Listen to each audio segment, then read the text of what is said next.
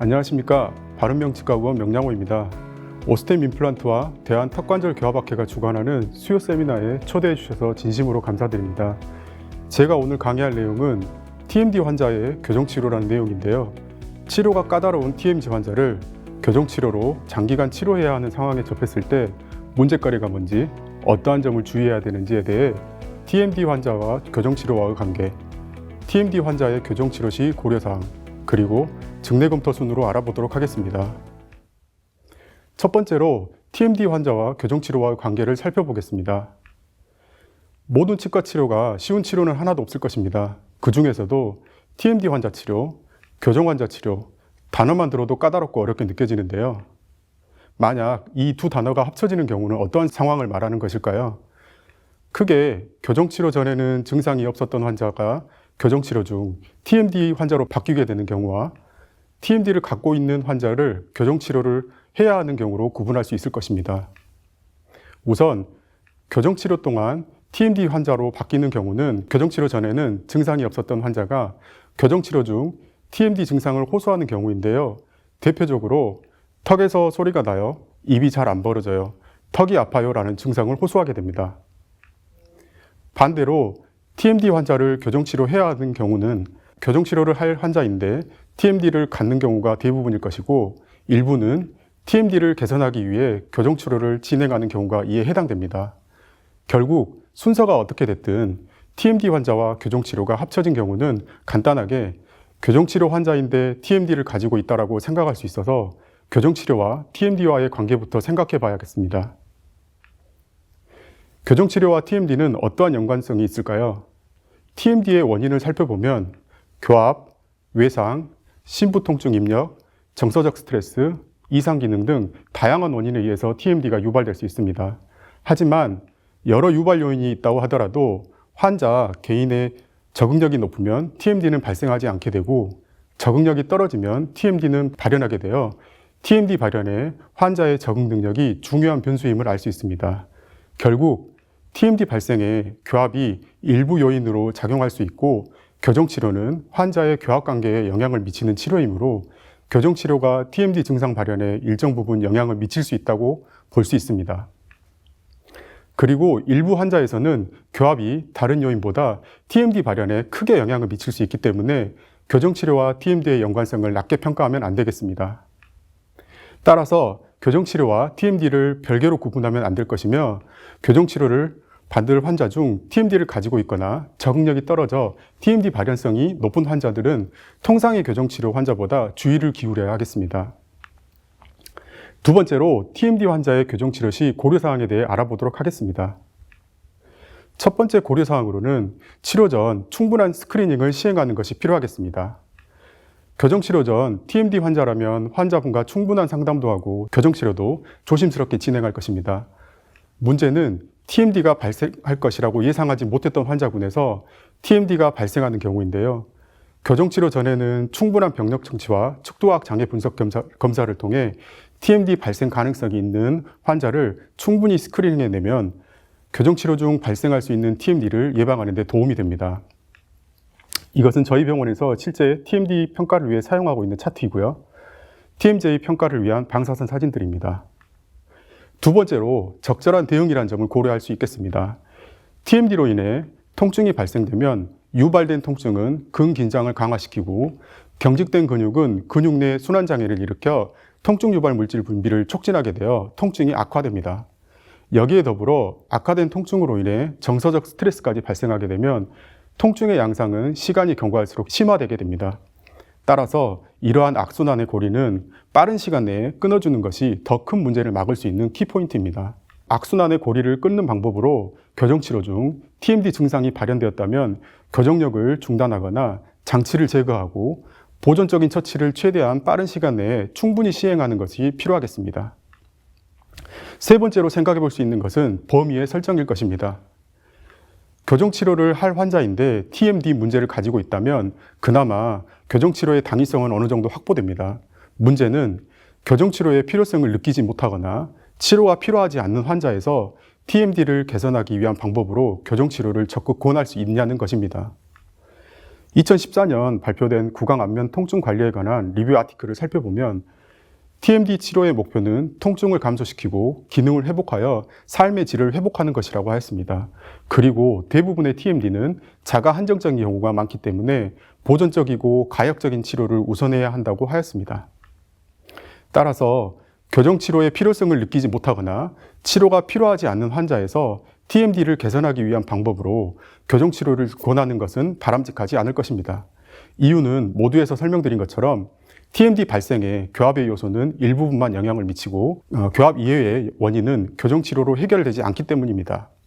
만약 TMD 환자를 교정치료로 해결하려고 하는 경우는 통상의 보존적인 치료로 반응이 나타나지 않는 환자 중 명백히 교합적인 문제가 있는 환자로 한정짓는 것이 바람직할 것입니다. 이러한 점은 실제 임상에서도 많이 관찰할 수 있는데요. 간단한 증례를 살펴보면 47세 여환이 개구 제한 해소와 27번, 37번 신경치료를 위해 내원하셨습니다. 병력 청취 시 좌측 구치부의 통증으로 근처 치과에서 내원하였는데 27번, 37번 크랙이 의심되어 27, 37의 신경치료를 진행하려 하였으나 개구 제한으로 치료가 불가능하니 턱관절 치료를 받고 오도록 지도받았다고 하였습니다. 구강 내 소견을 살펴보면 개방교합과 다조치와의 교합면 마모, 치경부 마모가 관찰되었고 27번, 37번의 타진 및 바이트 테스트 시 시큰거리는 통증 양상이 관찰되었습니다.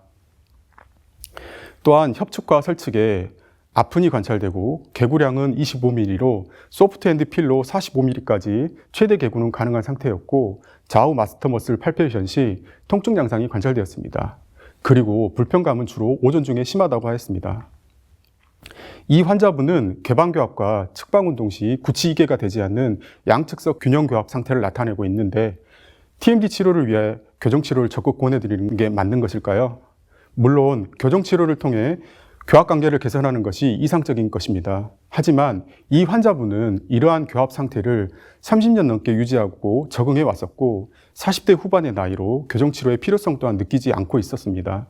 다만 최근에 TMD 증상이 발현되었으므로 일단 보존적이고 가역적인 처치를 시행하는 것이 바람직할 것이라고 판단되어 축도화학 장애 검사 결과를 바탕으로 로컬 마이알디아로 진단하고 자가행동요법, 물리치료, TPI를 시행하였습니다. 그리고 야간 악습관에 대한 대응을 위해 수면 시 스플린트를 장착하도록 지도하였습니다. 그리고 치료 한 달째 증상이 많이 호전되었고 신경치료는 받지 않게 되었습니다. 1년 2개월 팔로업 시에도 교합에 큰 변화는 나타나지 않았고 불편감도 없는 상태였습니다. 다만 스플린트를 며칠 착용하지 않을 경우는 간혹 아침에 통증이 조금씩 나타난다고 하여 스플린트의 야간 장착을 다시 지도하였고 경과 관찰 중입니다. 이렇게 교합은 좋지 않지만 보존적인 처치로 대응할 수 있는 경우를 임상에서 흔히 접하게 되는데요. 반대로 통상의 보존적인 처치로 증상이 개선되지 않는 경우도 있습니다.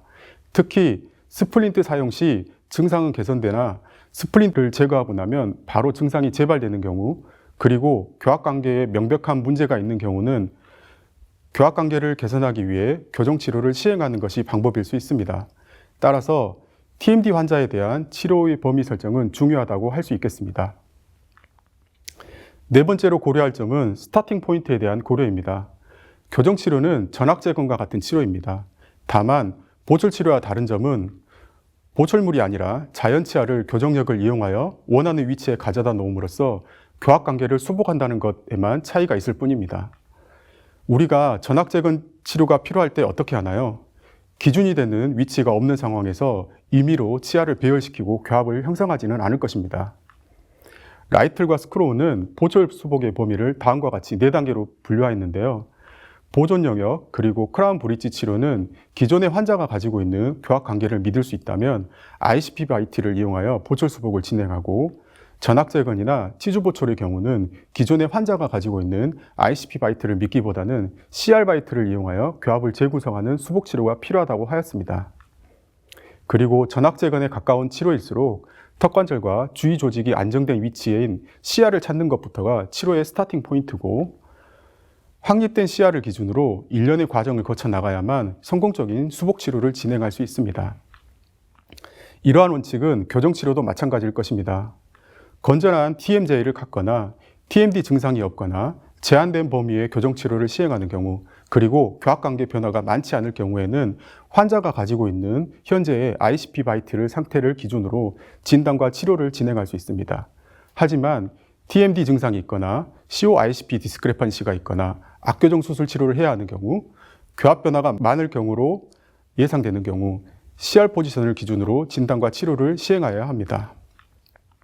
이때 CR 유도가 잘 되거나 TMD 증상이 경미한 경우는 스플린트를 사용하지 않고도 재현 가능한 CR을 찾아 치료 계획을 설정하고 치료를 진행할 수 있지만 CR 유도가 잘 되지 않거나 TMD 증상이 있는 경우라면 교정 치료 전 스플린트를 착용하여 TMD 증상을 개선시키고 안정된 CR 위치를 찾는 상태에서 치료 계획을 설정하고 치료하여야만 안정된 교합 관계를 형성할 수 있을 것입니다.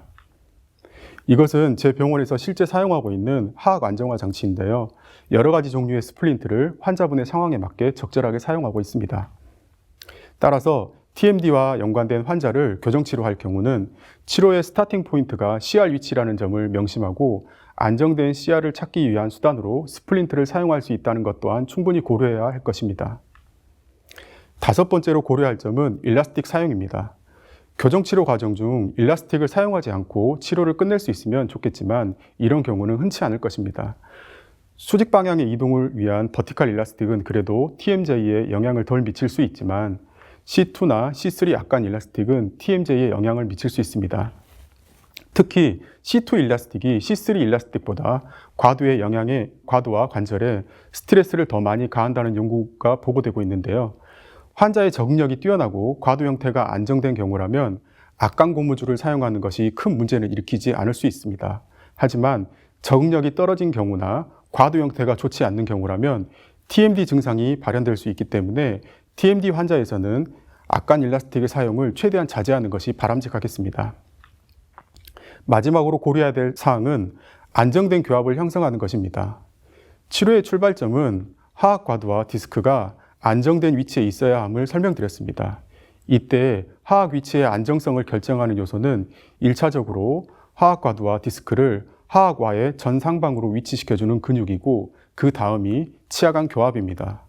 따라서 TMD 환자를 교정치료할 때는 치료의 출발점으로부터는 하악 과도와 디스크를 안정된 위치에 위치시키고 치료의 끝으로는 안정된 교합을 형성하는 것을 고려해야 됩니다. 이에 대해 오케이슨이 언급한 것처럼 교합 요인은 일부 환자에게서는 TMD의 잠재적인 원천이 될 수 있기 때문에 교정 의사들은 TMD와 관련될 수 있는 모든 위험 요소를 최소화할 수 있는 교합 조건을 만들어주는 것을 목표로 치료에 임해야 할 것입니다. 여기까지 TMD와 교정치료와의 관계, TMD 환자의 교정치료 시 고려사항을 살펴봤는데요. 마지막으로 증례를 살펴보고 강의를 마무리하도록 하겠습니다. 첫 번째 케이스입니다. 교정치료가 필요한데 TMD를 가지고 있는 환자를 치료한 증례입니다. 37세 남한이 앞니가 안 물리고 왼쪽이 전반적으로 뻐근함을 주소로 내원하였습니다. 파노라마 소견에서 12번, 35번, 45번에 미싱이 관찰되었고 구강 내 소견으로 상하 제2대구치만 심스탁이 물리고 있는 개방교합이 관찰되었습니다.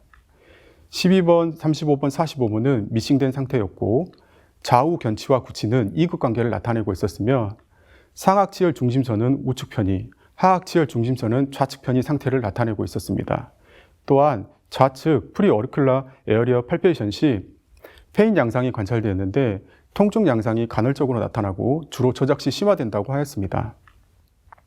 셋 분석에서 골격성 3급 부종교합의 장암모 형태를 나타내고 있었고 PA 분석에서는 하악골의 좌측 편의가 관찰되었습니다. 개방교합의 상태에서 TMD 증상을 호소하였고 하악골의 좌측 편의가 관찰되었기 때문에 CR 마운팅을 시행하였습니다. 교합 분석을 시행한 결과 17번, 27번, 37번, 47번에 프리매처 컨택이 존재함을 알 수 있었습니다. 하악과도 위치 평가 시 CR에서 ICP로 이행되는 동안 하악과도의 하방 및 측방 변이가 확인되었습니다.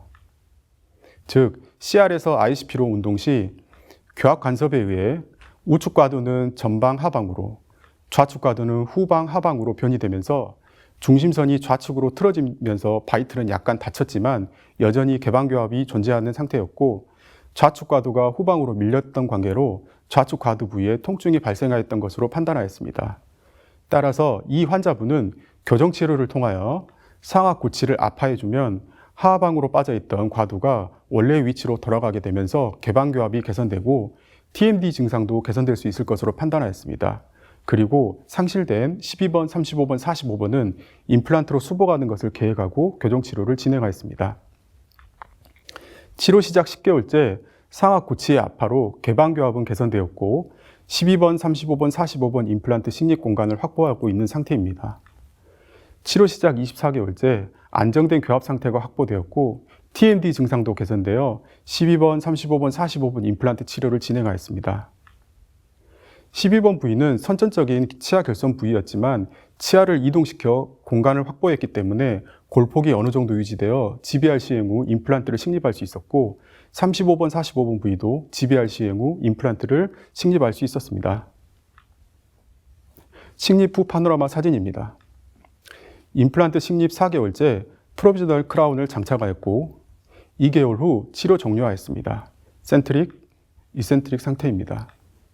치료 전후 파노라마 비교이고요. 치료 전후 PA 비교입니다. 치료 전 좌측으로 편의되었던 하악골이 원래 위치로 찾아가게 되면서 비대칭이 개선되었고 셉 비교에서도 안모 형태가 개선되었는데 셉 중첩 결과를 살펴보면 상악구치의 함입으로 하악골은 전상방으로 회전하였지만 하방으로 빠져있던 하악골이 상방으로 이동하면서 하악 전도는 발생되지 않고 오히려 하안모 고경이 감소하며 안모가 개선되었던 것을 확인할 수 있었습니다. 이는 치료 종료 시 CR 마운팅에서도 확인이 되는데요. CR 상태에서 개폐구 운동 시 인터피어런스는 관찰되지 않았고 MPI를 이용하여 하악 과도의 위치 평가 시 COMI가 일치함을 알 수 있었습니다. 치료 전과 비교하면 하악 과도 위치가 많이 개선되었음을 확인할 수 있습니다. 그리고 하악 운동 또한 정상 범주를 나타내고 있었습니다. 마지막으로 교합 관계를 살펴보면 교정 치료를 통해 치아 위치의 안정성은 확보할 수 있었지만 제1, 2대 구치의 기존 충전물로 인하여 치아 형태의 안정성은 떨어진 상태라고 판단하였습니다. 그래서 치아 형태의 안정성을 확보하기 위해 진단학습을 시행해봤고 진단학습 결과 상하악 제1, 2대 구치의 포사 부위에 약간의 형태적인 변형이 필요함을 알 수 있었습니다. 이러한 상황을 환자분께 충분히 협의 후 상하악 제1, 2대 구치의 치아 우식과 기존 충전물을 제거한 후 교합면에 레진 필링을 시행하였습니다. 레진 치료 전후 비교로 상하악 제1, 2대 구치의 안정적인 버티컬 스탑을 확보할 수 있었고 최종 치료를 마무리하였습니다. 치료 전후 그리고 1년 6개월 팔로업 상태로 비교로 치료 결과가 안정적으로 유지되고 있습니다. 두 번째 케이스입니다. TMD를 개선하기 위한 방법으로 교정치료를 시행했던 증례입니다. 23세 남한이 턱이 아프고 잘 안 물린다는 느낌이 나는 것을 주소로 내원하였습니다. 현재는 증상이 덜하지만 불편감이 한번 시작되면 눈 주위가 붓고 뒷골이 땡기는 것이 가장 불편하다고 하였습니다. 증상 개선을 위해 정형외과, 신경과, 안과에서 처치를 받았지만 이상 소견이 없다는 평가를 받았었고 다행히 치과에 내원하여 TMD 치료를 받고 나서는 증상이 개선되었다고 하였습니다. 하지만 여전히 잘 안 물리는 느낌이 나고 잘 안 물리는 느낌이 강하게 나기 시작하면 불편감이 심하게 지속된다고 하였습니다. 군의 소견을 살펴보면 상하악 치열에 마일드 크라우딩이 존재하지만 1급 견치 관계, 구치 관계를 나타내고 있었고 적절한 오버젯 오버바이트와 오클루절 스탑이 관찰되어 환자분이 호소하는 잘 안 물리는 증상은 확인할 수는 없었습니다. 또한 통증 양상 또한 너무 주관적인 관계로 엑시스2에 해당되는 환자가 아닌지라는 의심이 들었습니다. 다만 협즉 점막에 강하게 나타난 아픔과 골격성 상급 부종교합의 단안모의 골격 패턴 그리고 긴밀한 오버젯 오버바이트가 교합 간섭의 가능성이 있지 않을까라는 의심이 들어 체어 사이드에서 근긴장을 최대한 풀어주면서 천천히 개폐 운동을 시켜본 결과 최대 견도 감압위로 이동하는 과정 중 환자의 하악의 우측방 변이가 관찰되었습니다. 따라서 이 환자는 엑시스2에 해당되는 환자라기보다는 통상의 보존적인 TMD 치료로 증상의 완화는 가능하나 교합 간섭의 문제가 해결된 상태가 아니기 때문에 TMD 증상이 지속적으로 재발되었을 것이라고 판단되었고 교합의 문제를 검토해보고자 CR 마운팅 시행하여 1차적인 교합 분석을 시행하였습니다. CR에서 ICP로 이동 시 좌측 견치와 전치에서 조기 접촉을 확인할 수 있었는데 이 부위의 조기 접촉으로 인해 우측 과도는 후방으로 밀리는 디옵이 발생하였고 중심선은 우측으로 이동하는 리옵이 관찰됨을 알 수 있었습니다. 하지만 현재의 교합 분석은 전치의 조기 접촉과 근긴장이 존재하는 상태에서 획득한 CR 바이트를 기준으로 분석한 것이므로 정확한 교합 상태를 알려주지 못할 가능성이 높습니다. 따라서 근긴장과 전치부 조기 접촉이 배제된 상태에서 CR 관계를 확인하기 위해 2분 바이트 스플린트를 체어 사이드에서 다이렉트로 제작하여 장착하였고 EBP 장착 2주 후 상태로 근긴장과 조기 접촉이 제거되면서 하악골이 전방으로 빠져나갔고 교합 관계가 바뀌었습니다. 그리고 환자분의 TMD 증상은 거의 없어졌습니다. 교합 관계를 살펴보면 치료 전 1급 견치 및 구치 관계는 상급의 견치 및 구치 관계로 절단 교합 상태로 바뀌었음을 알 수 있었고 EBP 장착 전후 셉을 비교해 보더라도 근긴장이 풀리면서 하악골이 전방으로 빠져나간 것이 확인되었습니다. 따라서 이 환자에서 TMD가 발생되었던 원인을 유추해 보면 환자는 원래 현재와 같은 하악 전돌의 골격성 3급 부종교합 상태를 나타내고 있었지만 교합 간섭으로 인해 하악골이 후방으로 밀린 상태로 교합이 이루어졌고 신체 적응력이 뛰어났을 때는 문제가 되지 않았지만 증상이 한번 발현되고 나니 지속적인 불편감이 나타났던 것으로 판단되었습니다. 따라서 이 환자분은 하악골이 편안한 상태를 나타내고 있는 현재 상태를 기준으로 교정치료를 진행하여 교합관계를 개선시키는 것을 목표로 하악치열의 후방 이동을 통한 1급 견치 구치 관계를 확보하면서 상악 전치의 배열을 통한 적절한 오버젯 오버바이트를 확보하는 것을 계획하고 환자분과 상담 후 교정치료를 진행하였습니다. 치료 시작 6개월째 하악치열의 후방 이동을 진행하고 있는 상태이고 치료 시작 16개월째 안정된 교합이 확보되었습니다. 치료 기간 동안 TMD 증상은 나타나지 않았고 안정된 교합 상태를 나타내고 있어 치료 종료를 고려해 볼 수 있었지만 현재의 교합 상태가 조기 접촉이 없는지 하악골은 편한 상태에 있는지 마지막으로 확인하기 위해 EBP를 다시 장착하였습니다. 장착 기간 동안 교합 관계 변화가 없음이 확인되었고 CR 마운팅 시행 후 교합 분석을 시행하였습니다. 분석 결과 13번, 23번, 27번에 약간의 조기 접촉이 있는 것이 확인되어 교합 조정과 하악 전치부의 인트루전을 추가적으로 시행하였고 5개월 후 디본딩 시행하였습니다. 센트릭, 이센트릭 상태입니다. 그리고 디본딩 시행 후 CR 마운팅을 다시 시행하여 교합을 재평가했는데요. 다행히 교합 간섭은 확인되지 않았고 COMI가 일치하는 것을 확인하였습니다. 그리고 치료 전과 EBP 장착 후 하악골이 편안한 위치가 되었을 때 그리고 치료 종료 시 셉을 비교해 보았는데요. 치료 전에 비해 치료 종료 시 하악골은 전방에 위치하고 있는 것이 확인됩니다. 이는 교정치료 전에 후방으로 밀려 있었던 하악골이 교정치료로 교합 간섭이 제거되었기 때문에 편안한 위치를 찾아가면서 나타난 현상이고 이 때문에 TMD 증상이 개선되었을 것입니다. 그리고 교정치료의 스타팅 포인트였던 하악골이 편안한 위치가 되었을 때와 치료 종료 시 셉을 비교해 보면 하악치열의 후방 이동과 상악치열의 전방 이동 그리고 하악골의 후방 이동이 관찰되어 치료 계획대로 치아 이동이 되었음을 확인할 수 있었습니다. 치료 전과 치료 후의 구내 사진 비교로 안정된 교합이 형성되었고 TMD 증상도 개선되었습니다. 그리고 교정치료 종료 후 야간 악습관에 대한 대응을 위해 스플린트를 장착하였고 현재 경과 관찰 중인데 특별한 이상은 관찰되지 않았습니다. 결론입니다. TMD 환자의 교정치료 시 다음과 같은 점을 고려해야 하겠습니다. 우선 교정치료 전 충분한 병력 청취와 검사를 통해 TMD에 대한 스크리닝을 시행하여야만 하고 만약 교정치료 시 TMD가 발생하였다면 적절한 대응을 빨리 시행해야 하겠습니다. 그리고 교정치료는 TMD 발생 원인 중 교합적인 요소만 개선 가능하기 때문에 치료 범위의 설정이 중요하겠고 치료의 스타팅 포인트로 CR 포지션에 대한 고려가 필요하겠습니다. 그리고 교정치료 과정 중 TMD 발생에 영향을 줄 수 있는 일라스틱 사용은 최소화하는 것이 필요하겠습니다.